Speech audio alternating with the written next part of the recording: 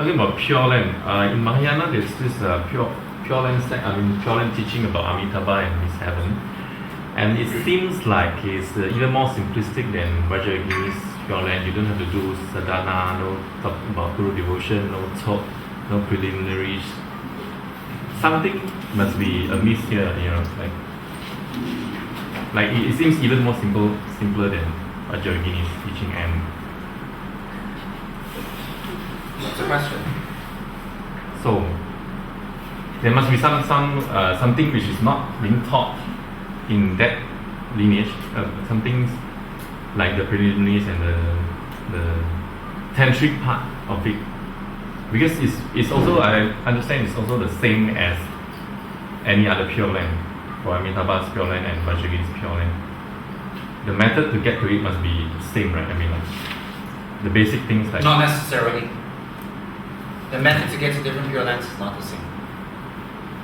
Okay. In fact, it states in the Vajrayogini Tantra, her Pure Land is the easiest to get to. Amitabha is much more difficult. In fact. That's one.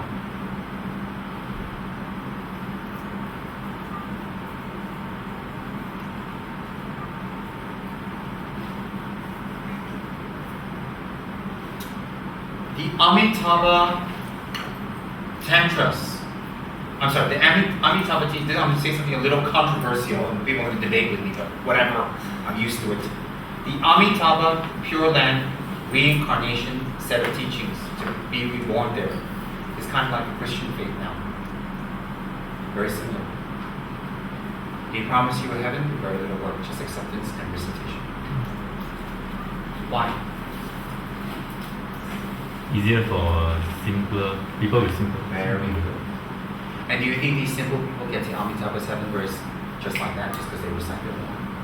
Maybe lifetimes. But the Amitabha teachings also say no promiscuous sex. Why no promiscuous sex? Not because sex is bad, to prevent all the after effects such as fighting and aggression and jealousy and disharmony. Okay, that's one. Also avoidance of eating meat, less killing, no lying, no stealing,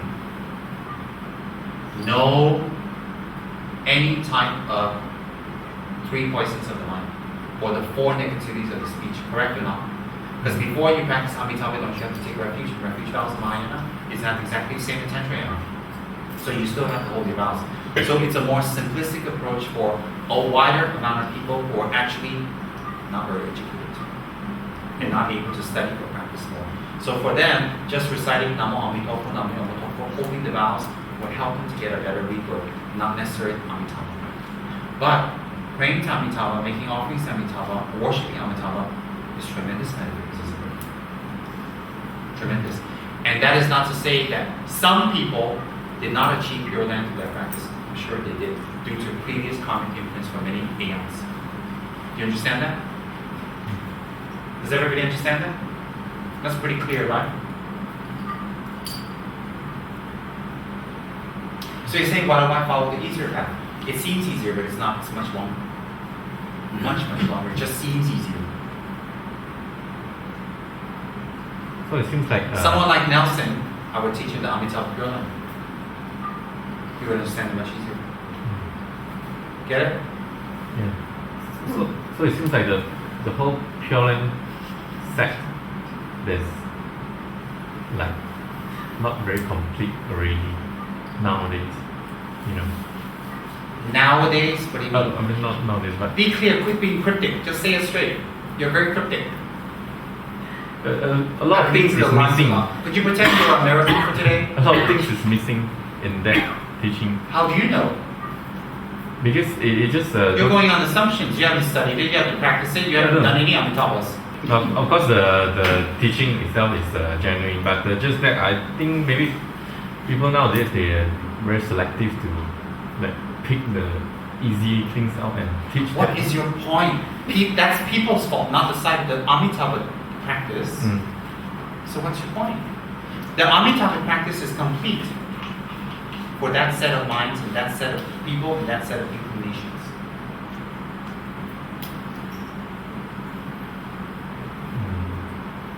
And if you do the Amitabha practice very well, wealth. At the end of the line, you can do poor, or you can have your lama do poor. Why? If you dine in a virtuous state of mind, you can open up positive karma that's been stored to temporarily help you boost you there. Do you understand? So if you say that the Amitabha teachings or that Pure Land is incomplete, I disagree. What I want to say is that the people practicing may have degenerated by making it over simplistic and not holding on to all the tenets necessary for the practice. But even still, broken or simplified, worshipping Amitabha has tremendous benefits because it is a Buddha.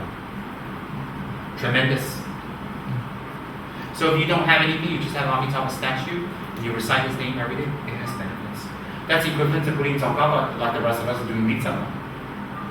Which of us in here who do Mitsama and all of us are complete in our tenets that we're supposed to do? Right? Which of us do the Ganda Pajama with full meditation and concentration? Hold our refuge up, bows without breaking. Which one of us? Same thing. So, does that answer your question, or you're still contemplating? Yeah. You sure? So what did you come to the conclusion of? The lineage of Amitabha Pure Land itself is definitely complete and from Buddha's side, but just that people oversimplify and make it like a blind faith kind of thing to do. Yes, very good. But there are people who do that in the Vajra and the Tantras too.